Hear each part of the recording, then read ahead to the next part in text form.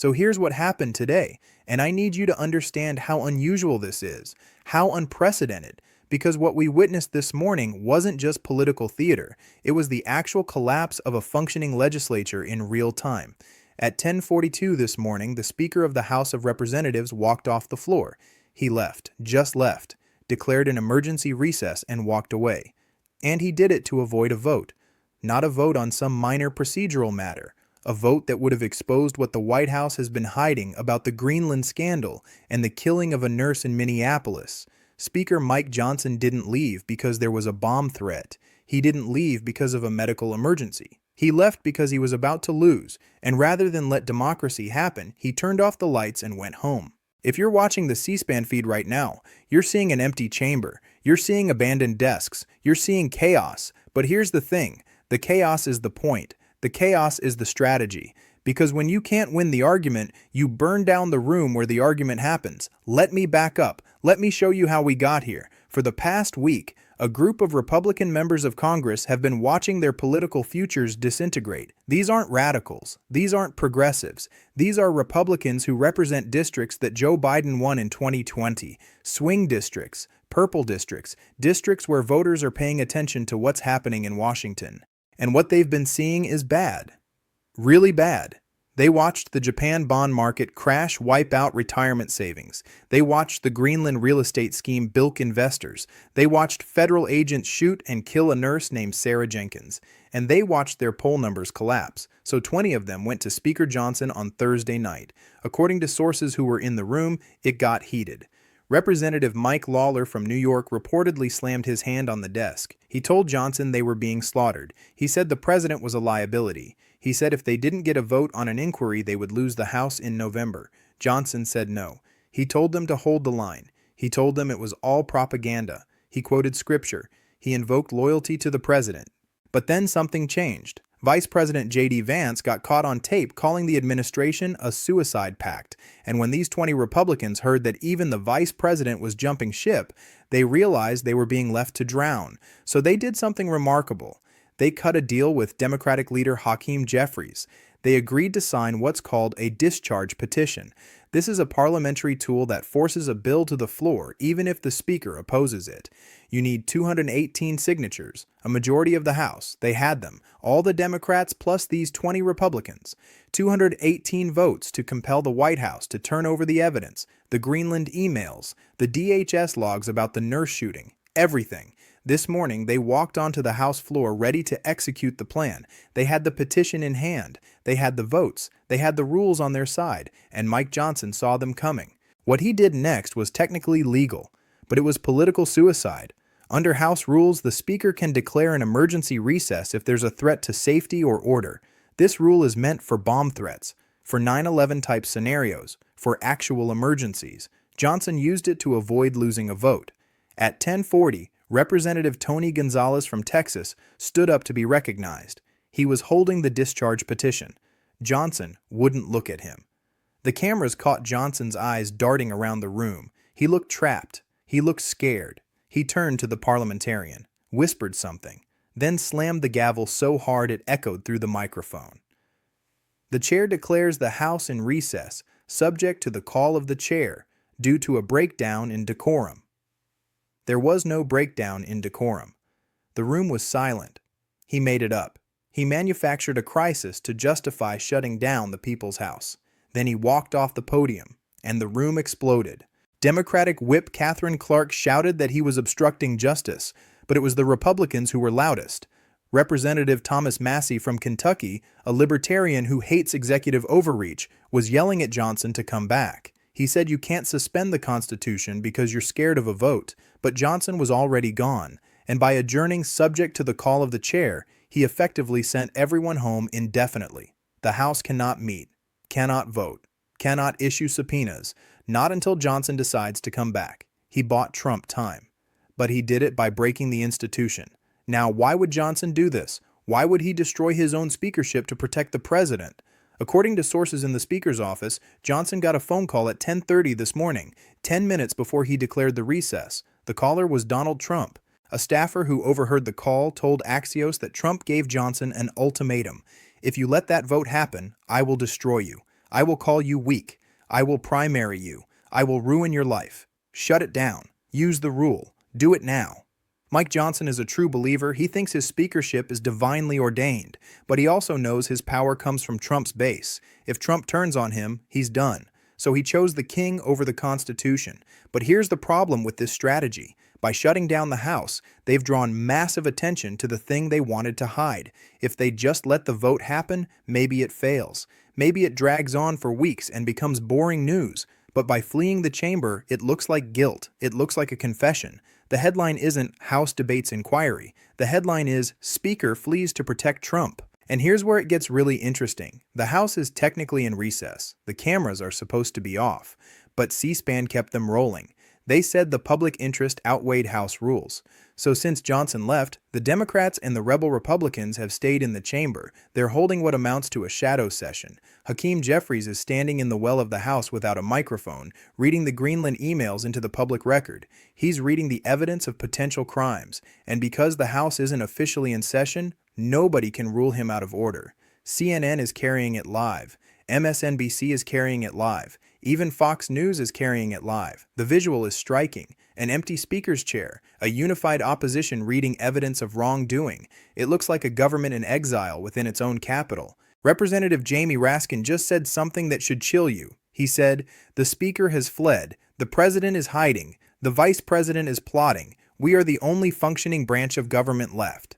Now let's talk about the constitutional crisis this creates. Because that's what this is. A constitutional crisis. Article 1, Section 5 of the Constitution says that neither House of Congress can adjourn for more than 3 days without the consent of the other. Johnson is testing that limit. If he keeps the House closed past Tuesday, he may be violating the Constitution. The Senate is still in session. They could pass a resolution demanding the House return, or the rebel Republicans could join with Democrats to remove Johnson as Speaker and reopen the House themselves. This is the nuclear option. If 20 Republicans sign a petition to vacate the chair to fire Johnson, they can force a vote the moment the House comes back. Johnson knows this, and that's why he can never come back. As long as he stays away, he stays Speaker. It's a siege, a standoff, not with protesters outside the Capitol, but with parliamentary procedure inside it. And this has real consequences beyond Washington. The markets hate this. The Dow dropped another 600 points today. The 10-year Treasury yield spiked to 5.2%. With the House closed, no budget bills can pass, no debt ceiling adjustments can be made. We're weeks away from a spending deadline. If the House stays closed, the government shuts down by default. Foreign adversaries are watching too. China just announced live fire exercises around Taiwan. They know the U.S. government is paralyzed. They know we can't respond. The revolt isn't staying in Washington either. Republican governors are turning. Governor Brian Kemp of Georgia and Governor Glenn Youngkin of Virginia issued a joint statement an hour ago. They called on Johnson to reopen the House immediately. They said obstruction is not leadership. These governors have to balance budgets. They have to deal with riots in their streets over the nurse shooting. They know if the National Republican Party gets branded as the party of chaos, they lose their own re-elections. So they're distancing themselves. We're watching the Republican Party fragment in real time. Federal MAGA versus state realists. Let me explain the procedural trap Johnson is in, because this is how they beat him. A discharge petition needs 218 signatures. Once it has them, it sits on the calendar for 7 legislative days. After that, any member can call it up for a vote. The rebels signed it yesterday. The clock started. Johnson adjourned to stop the clock. But here's the catch. The clock runs on calendar days for certain provisions. He can't stop time. Next Tuesday, the petition becomes ripe. If he doesn't open the House, Democrats can sue in federal court to force the doors open. We could be heading for a Supreme Court case about whether a speaker can lock the doors of democracy to save a president. And given that the conservative majority on the court is furious about the church raid in Dallas, Johnson might lose that case. Who are these 20 Republicans? Let me tell you, because they're not who you think they are. Representative Mike Lawler from New York represents a district Biden won. He needs to look moderate to survive. He's the face of this revolt. Representative Tony Gonzalez from Texas represents Uvalde. He hates gun violence. He was horrified by the church raid. Representative Nancy Mace from South Carolina. She's a wild card. She smells blood. She wants to be on the winning side.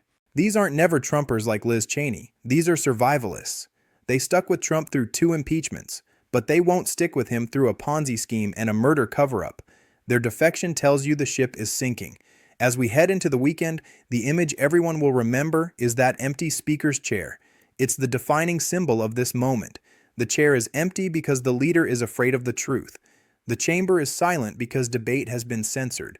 The government is closed because one man's ego is too fragile to face accountability. Mike Johnson thinks he saved the president, but what he actually did was sign the death warrant for his majority. When you shut down the House to hide a murder cover-up, you're not a speaker anymore. You're an accomplice. Hakeem Jeffries says he has a witness coming to the floor at 2 p.m. Rumors say it might be the DHS whistleblower who leaked the video of the shooting. If that happens, Johnson's gavel won't be enough to stop the truth from coming out. And watch Nancy Mace. She just tweeted, "I didn't come to Washington to hide under my desk. If Mike won't lead, I will make a motion to vacate." She's positioning herself to be the first female Republican speaker. She's using the chaos to climb the ladder. This is how it ends. Not with some grand ideological battle, but with ambition and survival instinct. Johnson has to watch his back while protecting Trump's front. It's a two-front war he cannot win. Think about what this moment represents. Think about what it means when the Speaker of the House would rather shut down the entire legislative branch than allow a vote. This isn't about policy disagreements. This isn't about liberal versus conservative. This is about whether evidence of wrongdoing can even be examined, whether questions can even be asked. The Greenland emails allegedly show administration officials discussing a real estate scheme that defrauded investors. The DHS logs allegedly document the shooting of an unarmed nurse. These aren't partisan accusations. These are documented incidents that demand investigation. And the response from leadership isn't to investigate, it's to flee. Johnson's calculation was simple. If the inquiry goes forward, the evidence comes out. If the evidence comes out, impeachment proceedings likely begin. If impeachment begins, the presidency is endangered. So stop the inquiry by any means necessary, even if it means shutting down Congress itself. But he miscalculated the optics. He miscalculated how this would look to the American people, because what it looks like is guilt. What it looks like is panic. What it looks like is a cover-up so desperate that they're willing to break the institution to maintain it. The 20 rebel Republicans understand this. They understand that their voters back home aren't asking about discharge petitions or parliamentary procedure. They're asking why their member of Congress is protecting a president who might have committed crimes. They're asking why their representative is choosing party over country, and they don't like the answer. These rebels looked at their internal polling. They looked at their town halls where constituents were shouting at them. They looked at the protest signs outside their district offices, and they made a calculation. Their survival depends on distance from this administration. Their re-election depends on proving they can stand up to their own party when it crosses the line. That's why Lawler slammed his hand on Johnson's desk. That's why Gonzalez signed the petition. That's why Mace is already plotting her own rise. They're not heroes. They're politicians doing math. But sometimes political math and moral clarity align. And when they do, things change fast. The phone lines at the Republican National Committee are melting down. Major donors are pulling their pledges. They're saying we paid for a majority, not a circus. When the money stops, the ads stop. When the ads stop, the vulnerable Republicans lose. Money is the lifeblood of politics, and Johnson just cut the artery. Mike Johnson tried to pull off a magic trick today. He tried to make Congress disappear, but all he did was show everyone how the trick works, and the audience is not impressed. The audience is furious. This story is far from over. The House is closed, but the cameras are still rolling. The Speaker has fled, but the evidence is being read into the record. The majority is fracturing, but the truth is coming out anyway. Leave a comment and share your thoughts on what happens next. Do you think Johnson can survive this? Will the rebels actually remove him? Can the House stay closed? Subscribe for more updates as this unprecedented crisis unfolds. Because what we're watching isn't just political drama, it's the stress test of American democracy, and we're about to find out if the system can hold.